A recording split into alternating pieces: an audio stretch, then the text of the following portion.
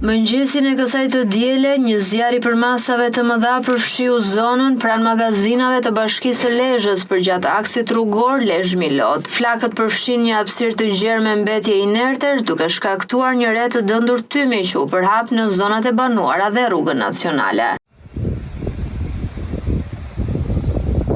Pas sinjalizimit nga banorët në terren, bëritën forcat zjarrfikëse, të cilët punuan për disa orë për vënien nën kontroll të situatës dhe shuarjen e flakëve, të cilat rrezikuan edhe magazinën përreth. Kjo është e disata herë që mbetjeve në këtë landfill të administruar nga Bashkia Lezhë ju vihet flaka, duke krijuar shqetësim mjaft të madh për zonën përreth. Ndërkohë, për situatën e krijuar, ka reaguar përmes një statusi në rrjetin social Facebook deputeti I zgjedhur I Partisë Demokratike në Qarkun e Lezhës Gjingjoni, I cili bën thirrje Bashkisë së qytetit që të marrë masat e duhura pasi zona është kthyer në një landfill të pakontrolluar, ku mbetjet grumbullohen dhe më pas digjen në mënyrë të përsëritur. Një akt I papërgjegjshëm dhe I dëmshëm që po elmon mjedisin banorët dhe po largon turistët. I bëj thirrje Bashkisë Lezhë të ndalojë menjëherë këtë ndotje, të marrë përgjegjësinë që I takon dhe të pastrojë territorin që ka kthyer në diërrin mbetjesh. Lezhë meriton ajër të pastër, një mjedis të shëndetshëm dhe turizëm të zhvilluar, jo pamje që e turpërojnë zonën dhe I largojnë vizitorët, shkruan ndër të tjera Gjoni.